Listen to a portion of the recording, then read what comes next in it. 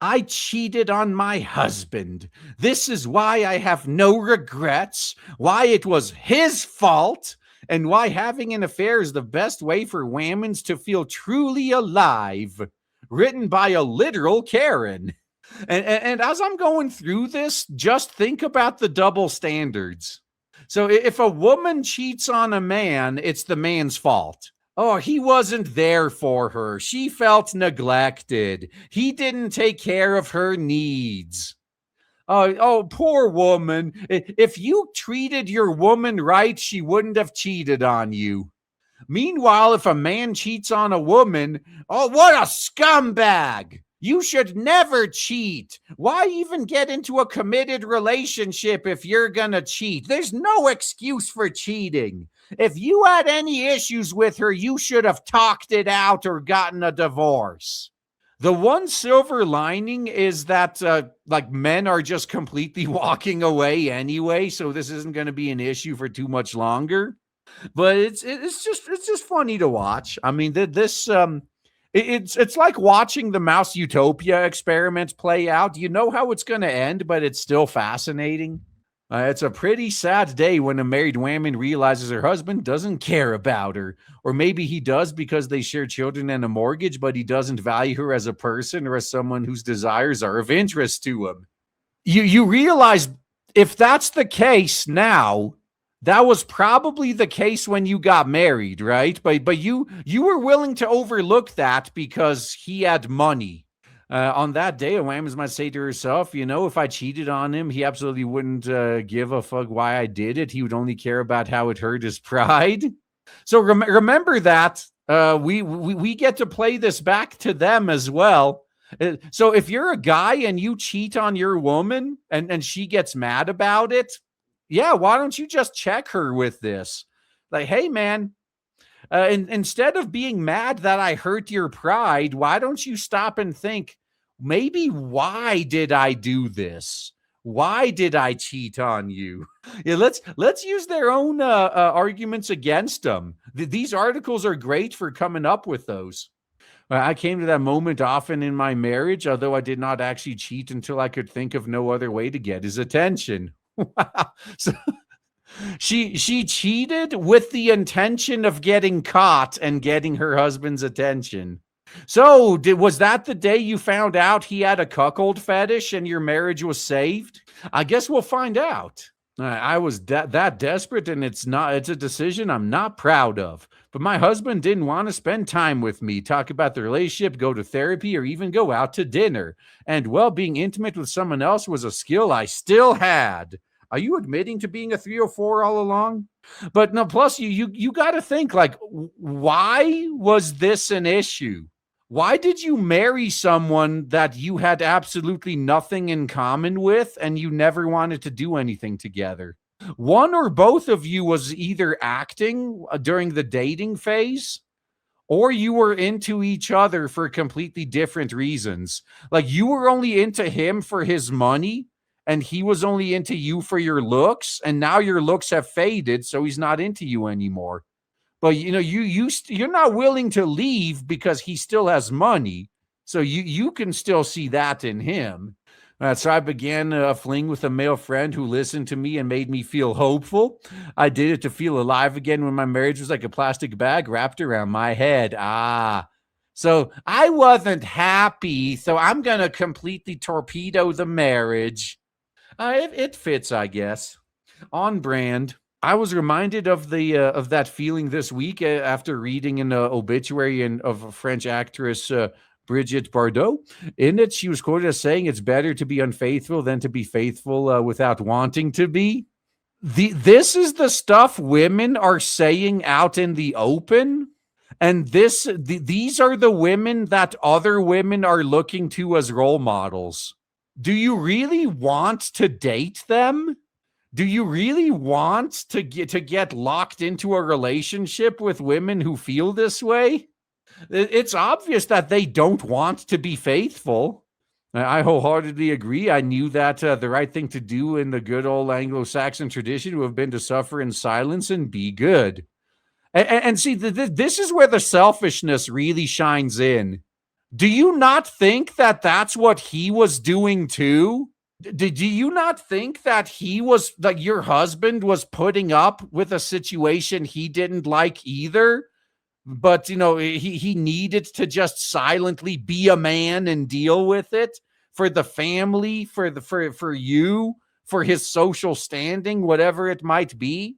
If your husband doesn't even want to spend any time with you, like at that point, it's pretty obvious he's basically in the same position you're in, where he's just putting up with you to just keep up appearances. So, in that sense, maybe the cheating was the right thing to do. Maybe when he found out about the cheating, he was like, that's what I was waiting for. Now I got an excuse to get with my hot secretary at work and guilt free. Thank you. So how about we just ostensibly, like, how about we just become roommates? We're going to raise the kids together. We're not going to go through a divorce and just ruin their lives with that shit. So we're gonna put on the act. We're gonna be roommates. But when the kids go to bed, we're each gonna go our own separate ways and do what and whoever we want. But I also knew such a path would lead me to shrivel up in my marriage, a state I had seen in the marriages of others, unions held together by bitterness and resentment. Oh, you mean like guys stuck in a cheaper to keep her marriage? I guess if this means that less women are going to be pushing for marriage, I think that works. So I did not want to spend my life loathing the person I'd married with the promise of love. The consequence, our fling would go on to end my 8-year marriage. When he found out, he seized down the phone, then changed the locks on me. Well, but again, this is because of exactly what I just said. He was probably in the same position you were in. He wasn't happy either. He was just doing what his duty was to his family. He was going through the motions, doing what he had to do as a man. He wasn't happy either. And he kind of expected at least a little bit of understanding and sympathy from you. But the first thing you do is just immediately spit in his face and throw all that away. Why would someone be so mad at that? I don't know. But having been painted into emotional corner, being honest with myself felt more important than faking a happy, sexy marriage forever. Yeah, to be fair, the whole faking it thing, yeah, that kind of needs to stop. We got to start making marriage about business and survival again. I think it was a lot more stable back when that's what it was about. Of course, Bridges to Equip scandalized an entire generation back in 1968, but its apparent selfishness was really a regressive sentiment. With it, she opened our eyes to the value of passion, seen back then as something that burns out in the first flush of romance. Yeah, and that's just going to make sure that you die alone. Because, yeah, I mean, the lust eventually burns out. So are you going to divorce every guy you marry after the lust burns out? Why get married at that point? Why not just have booty calls every night and do whatever else you want? But I just love how her argument is basically, fuck logic. Let's go back to being ruled by our emotions. And then she votes. Beautiful, famous, wealthy, and sure of herself, Bardot followed her own dictum that no women should ignore their true desires. Married 4 times, she had many, some say hundreds, of highly publicized affairs that often overlapped with her marriages. The only person I might feel sorry for in that situation is her first husband. Unless he knew exactly the type of person she was ahead of time, he's the only one that I would feel any sympathy for. That phrase right there, highly publicized. That's the key. Her next 3 husbands knew all about her cheating. They knew all about her infidelity. So either they were cucks, or they were a different breed of cuck that believes the "I can fix her" narrative.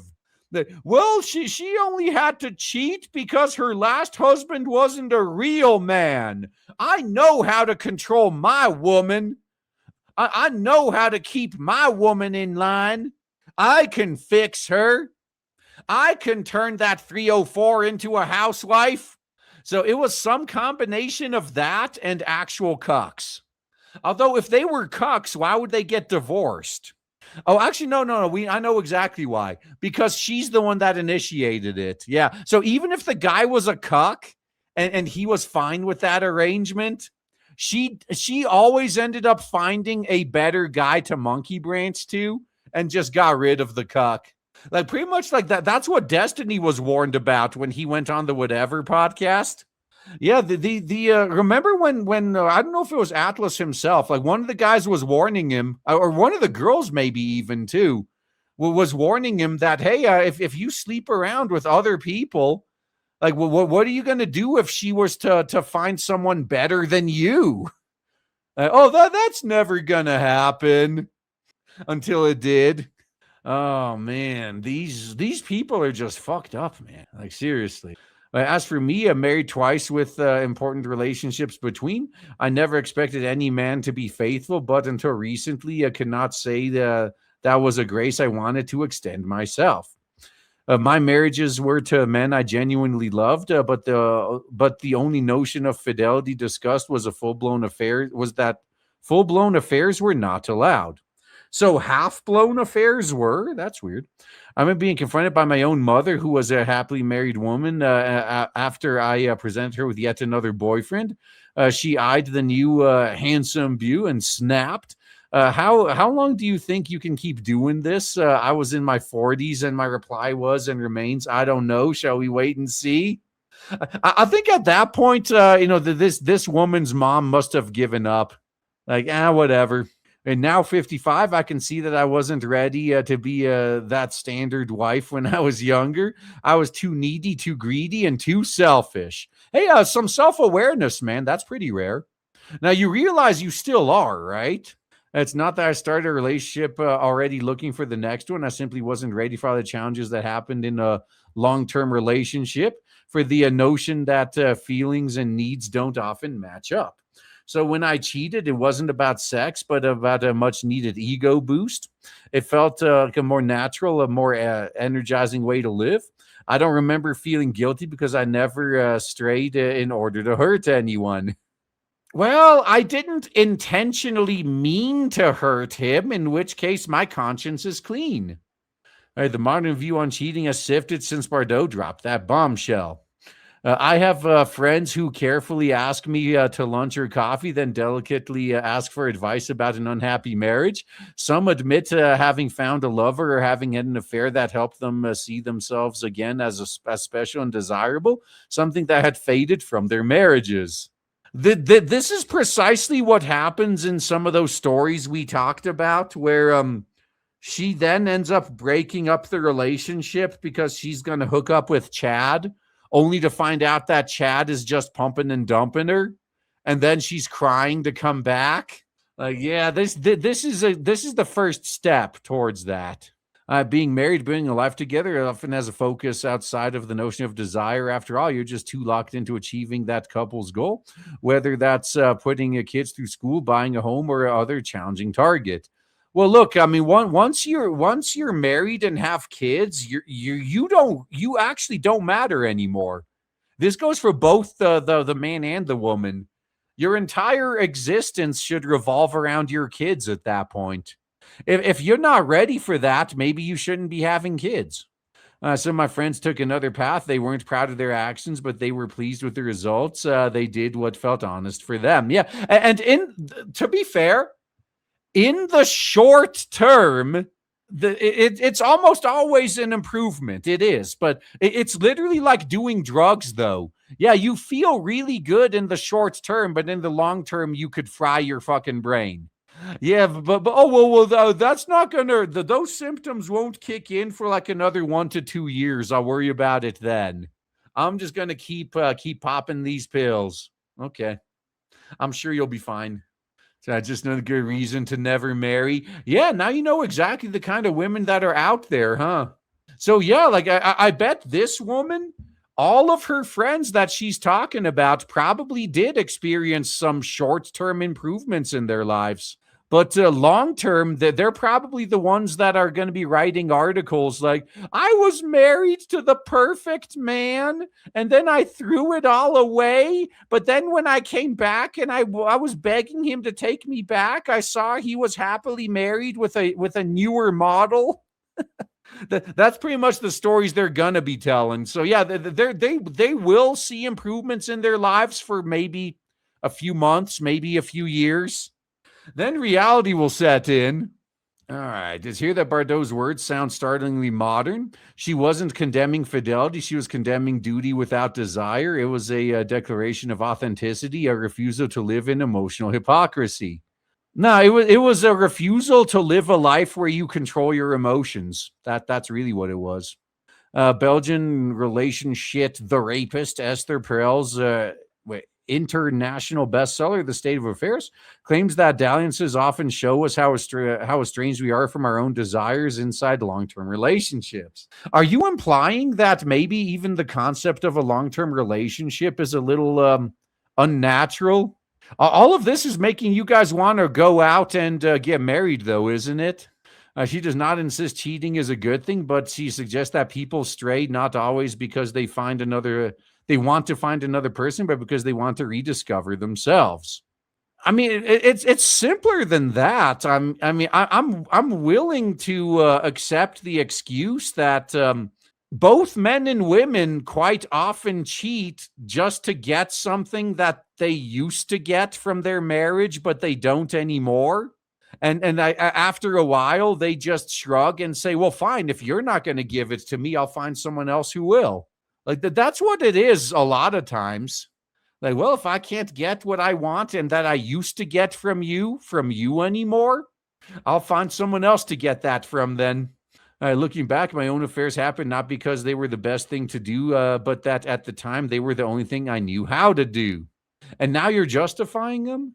The downside is that exciting sex with an illicit partner can lead you to the divorce court, losing your home and having to start all over again. And yet, humans get bored. We often take for granted the stability and warmth of a lifelong relationship. We want to be excited, to feel alive, giddy, and turned on instead.